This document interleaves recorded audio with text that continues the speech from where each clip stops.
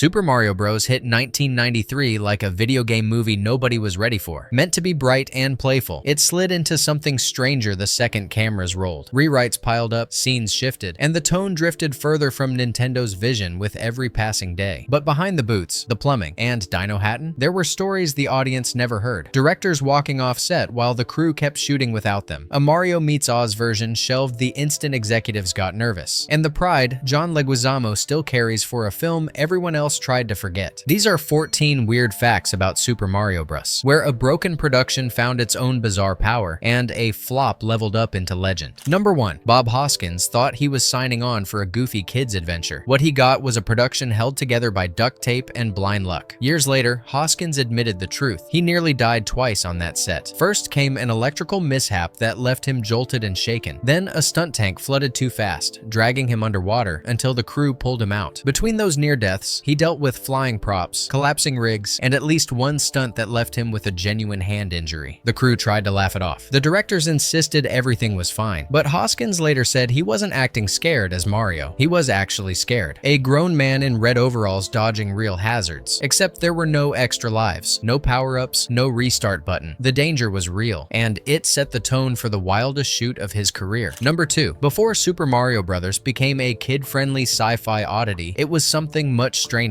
A gritty, adult cyberpunk comedy no parent would have taken their child to. John Leguizamo later said the early cut had strippers, nightclub sequences, and sexually charged scenes that pushed the movie far past PG-13. Directors Rocky Morton and Annabelle Jankel filmed it all, convinced this darker vision was the future of video game movies. Then, the studio saw the footage and panicked. Executives demanded immediate cuts. They wanted something softer, sillier, safer. Entire scenes were erased. Characters lost their motives. The tone shifted overnight. What survived was a bizarre hybrid, half Blade Runner parody, half kids adventure, held together by studio panic. The adult version vanished into rumor, but you can still see the seams in every frame. Number 3. Rocky Morton and Annabelle Jankel walked onto Super Mario Bros. With an ambitious vision. They wanted to reinvent sci-fi, create a neon dystopia with punk energy, a world that was half fairy tale and half industrial nightmare. For a moment, everyone believed in it. The sets were massive. The designs were bold. This movie looked like nothing else. Then the dream collapsed. Scripts changed daily, sometimes hourly. Actors stopped memorizing lines because they knew the dialogue would be different by lunch. Morton and Jankel, exhausted and overwhelmed, drifted into silence. They barely spoke to each other as confusion spread across the set. Crew members started printing t-shirts mocking their directions. Bob Hoskins, drunk, bitter, convinced the movie was doomed, called them names so harsh they can't be repeated here. John Leguizamo watched Morton spill hot coffee on an extra. Producers whispered that the directors were losing control. Then came the breaking point. According to Hoskins, the director's own agent pulled them aside with a suggestion: step away from the set. Let the crew keep shooting without you. Whether that story is exaggerated or painfully true, the result was the same. By the end of production, resentment ruled the set. The directors had become ghosts in their own film. The movie they thought would launch their Hollywood careers became the one that ended them. A cautionary tale wrapped in neon, beautiful on the surface, toxic underneath. Number 4. Just days before cameras rolled, Morton and Jankel flew to North Carolina, expecting to film their dark, dystopian Mario adventure. Instead, they discovered producers had secretly hired new writers to rewrite the entire script behind their backs. The directors only learned this after landing on set. Scenes they'd planned for months were gone. The tone was lighter. Characters had been reshaped. Their movie had been changed without a single conversation. They were furious and humiliated. For a moment, they considered walking off entirely. But they stayed, not because they trusted the studio, but because they believed no replacement director could understand the strange world they'd built. In hindsight, leaving might have saved them. Staying locked them into a battle they could never win. Number 5. Before Dennis Hopper ever stepped into that slime-covered throne, the hunt for King Koopa looked like a studio panic spiral. Arnold Schwarzenegger passed without blinking. Christopher Walken's name floated around for a minute before evaporating. Even Al Pacino and Willem Dafoe were approached, each intrigued, then suddenly gone. The role was radioactive, a villain in a world no one could quite understand. So Dennis Hopper took it, partly because his young son wanted new shoes. When Hopper proudly told him what he'd signed on for, the kid didn't miss a beat. "Dad, I don't need shoes that badly." It became the accidental punchline of the entire production. The moment everyone realized even Koopa's own family knew this movie was going to get weird. Number 6. Before Bob Hoskins ever grabbed a wrench or jumped into Dinohattan, the studio made a bold bet. Danny DeVito should play Mario and direct the whole movie, and honestly, he was perfect for it. He had the Brooklyn attitude, the comedic timing, the experience behind the camera. Producers Producers hoped his instincts could steady a script already drowning in rewrites. But DeVito passed on both jobs, leaving the project without a star, without a steady hand, without any roadmap for the chaos about to hit. His departure triggered a casting free-for-all that reshaped the film from the ground up and set the stage for the strangest version of Mario the world would ever see. Number 7. Before Mojo Nixon crooned his way into the role, the studio briefly considered a wild idea: Tom Waits as Toad. Not the cute mushroom, but the film's reimagined street performer philosopher. Half troubadour, half conspiracy theorist. On paper, Waits made bizarre sense. That gravel pit voice, the smoky persona, a man who felt like he already lived under a neon bridge in Dinohattan. The offer never formally reached him, but the idea stuck around. Imagine a version of Toad whose scenes felt like surreal performance art. Instead, Mojo Nixon stepped in and delivered pure anarchic energy, stamping the character with chaos no one else could have matched. Some almost castings are just curiosities. This one became legend. Number 8. Bob Hoskins had no idea he was playing Mario. When the script hit his desk, it never mentioned Nintendo. It never said video game. It just read like a weird sci-fi fever dream about two Brooklyn plumbers pulled into a dystopian world full of fungus and lizard people. Hoskins thought he was joining some bizarre offbeat fantasy, not adapting one of the most recognizable franchises on Earth. The truth came out when his own son spotted the character name and connected it to his Nintendo game. "Dad, you're Mario." By then, contracts were signed and sets were already under construction in North Carolina. Hoskins later said he felt trapped in a film he didn't understand, playing a character he'd never heard of. For an actor coming off Who Framed Roger Rabbit, stepping into a video game universe should have been familiar territory. Instead, it became the role he spent years wishing he'd dodged. Number 9. Before all the chaos and rewrites, Super Mario Bros. Was almost a prestige drama. When Oscar winner Barry Morrow was hired, he didn't look at the bright, cartoony Nintendo world. He looked at two brothers and wrote a heartfelt road trip character study modeled directly after his own film, Rain Man. In Morrow's version, Mario wasn't a swaggering hero. He was a weary guardian protecting his sensitive, gifted younger brother on a cross-country odyssey. There were no King Koopas, no parallel dimensions, no fungus-infected skyscrapers. It was quiet, emotional, almost melancholy. The crew started calling it Drain Man, partly as a joke, and partly because the tone drained every ounce of fun from the Mario world. Executives panicked. They weren't holding a blockbuster script. They were holding an awards bait drama based on a video game about jumping on turtles. The entire draft was thrown out, and the hunt began for something that felt more like Mario. That moment launched the avalanche of rewrites that would define the film's troubled future. Number 10. After the Rain Man draft crashed, the studio swung in the opposite direction. Writers Jim Genuine and Tom S. Parker delivered a bright, whimsical Mario adventure that embraced fantasy instead of grit. Their pitch was simple. Mario, as a modern-day Dorothy, yanked from Brooklyn into a colorful world full of twisted fairy tales and playful magic. It was weird. It was wild. And for the first time, everyone agreed this felt like Mario. Nintendo loved it. Producers loved it. Early concept art burst with charm. The script earned comparisons to The Wizard of Oz years before Shrek would reinvent fairy tale parody. But Hollywood can kill dreams fast. When director Greg Beeman was fired after another project tanked, the writing team walked out in protest. Their script, the one version Mario fans probably would have loved, left with them. Overnight, all that color and wonder dissolved, replaced by the darker vision the directors insisted on protecting. The Mario movie that could have worked came within inches of reality, then vanished as the production veered into the world we got instead. Number 11. To create Dinohattan, that grimy, neon-soaked alternate universe, the filmmakers didn't build a soundstage. They invaded one. Deep in the woods of Wilmington, North Carolina, stood the ideal cement factory, an industrial ruin filled with rusted metal, crumbling concrete, and forgotten tunnels. The directors took one look and decided it was the movie. Production designers transformed the decaying factory into a full dystopian city. Catwalks became highways. Old mixing vats turned into clubs. Steel corridors lit by puddles and sparks became Koopa's empire. The building was so massive the crew used golf carts to travel between sets. Meanwhile, they worked in temperatures so hot the paint peeled off the walls. Long after Mario wrapped, the factory lived on, becoming Shredder's hideout in Teenage Mutant Ninja Turtles and the nightclub in The Crow. It became a favorite location for Hollywood's grittiest worlds. Super Mario Bros. Was the first film to turn that abandoned factory into an entire universe, and somehow its weirdest legacy still lives there. Number 12. When Super Mario Bros. Finally hit theaters, critics didn't just dislike it, they obliterated it. The Los Angeles Times said the movie felt split in two, praising its impressive sets but condemning its incoherent tone. The New York Times called it a joyless distortion of Nintendo's world. Roger Ebert went even harsher, arguing the film missed the spirit of the game so completely he pitied Hoskins for carrying the wreck. Siskel and Ebert later included it in their roundup of 1993 1993's worst films. Parents complained it was too dark. Game fans said it wasn't Mario. General audiences had no idea what they were watching. A dystopian cyberpunk adventure masquerading as a children's film. Yet beneath all the criticism was a strange common thread. Almost everyone agreed the movie looked incredible. The effects were bold. The sets were inventive. The ambition was undeniable, even if the execution wasn't. Mario didn't just flop. It fell so loudly it echoed across Hollywood. A warning shot for every studio that thought adapting video games would be easy. Number 13. The fallout from Super Mario Bros. Didn't just hurt the film, it ended careers. Rocky Morton and Annabelle Jankel came into the project with a reputation for imaginative, offbeat creativity. But after months of chaos, rewrites, crew revolts, and a final product audiences hated, Hollywood quietly shut the door on them. Neither director was ever invited to helm another major feature. Morton later said the industry abandoned them. Agents stopped calling, opportunities evaporated, and their names became shorthand for a cinematic disaster they never fully controlled. Jankel pivoted to television, building a respectable career directing programs like Live from Abbey Road. Morton retreated to commercials and music videos, where creative freedom mattered more than reputation. But something unexpected happened over time. The film slowly turned into a cult oddity, rediscovered by younger fans and celebrated for its practical effects. Interest in a lost director's cut grew louder. The movie they were punished for became the very thing pulling their names back into the spotlight. In the strangest twist of all, the disaster that ended their Hollywood careers might be the one that finally redeems them. That twist hit harder than expected, didn't it? If this strange corner of 90s cinema pulls you in, you can bring Super Mario Bros. Home. Just check the links below for the Blu-ray, DVD, or 4K. Thanks for the support. It really means a lot. Now, let's jump right back into Dinohattan. Number 14. When Super Mario Bros. Crashed and burned at the box office, Nintendo didn't yell, and they didn't sue. They simply vanished. Executives quietly shut the door on Hollywood, refusing every pitch for every franchise. A planned Metroid movie stalled in early development. Ideas for Zelda, Kirby, Star Fox, even F-Zero flickered and died in conference rooms. Nintendo had seen what happened when someone else controlled their worlds, and they weren't letting it happen again. For 26 years, live-action adaptations were a locked vault. No plumbers on screen, no Samus in armor, no Triforce on film. When Nintendo finally returned in 2019 with Pokémon Detective Pikachu, the success was so instant and overwhelming the message became clear. They hadn't lost faith in Hollywood. They'd just been waiting for someone who respected the power of their creations. The ghost of Mario 93 didn't just haunt Nintendo, it rewrote their entire relationship with movies. Bonus fact: for years, John Leguizamo apologized for Super Mario Bros. He mocked it in interviews, joked about the chaos, and called it one of the strangest shoots of his career. But something happened over time that no one expected. Fans kept showing up at conventions, at screenings, online. People told him the movie shaped their childhoods, not because it was perfect, but because it was weird, imaginative, and built with real practical effects. It didn't look like anything before or after. It was a broken puzzle that somehow still felt alive. By the film's 20th anniversary, Leguizamo had changed his tune. He said he was proud of it. Proud of the ambition, proud of the world building, proud of the fan base that rescued the movie from its own reputation. It wasn't faithful to the games, and it wasn't loved in 1993, but it became something else entirely, a cult curiosity that refused to die. For Leguizamo, Super Mario Bros. Is no longer a regret. It's a survivor, a weird little mutant he's learned to embrace, just like the fans who kept it alive. Super Mario Bros. Wasn't the movie Nintendo wanted, or the one fans expected. It was chaos on film, rewrites, injuries, collapsing sets, and a production held together by luck and stubbornness. But somehow, the movie no one believed in refused to disappear. Critics buried it, studios ran from it, but fans, late-night watchers, VHS kids, the ones who love beautiful disasters, kept it alive. Because some films don't survive by being perfect. They survive by being unforgettable. If Dinohattan still lives somewhere in your memory, drop a comment and tell us the moment you'll never shake. And if you're ready for the next wild, impossible cult story, just say the word. The Mushroom Kingdom may have crumbled, but the legend, it's still climbing.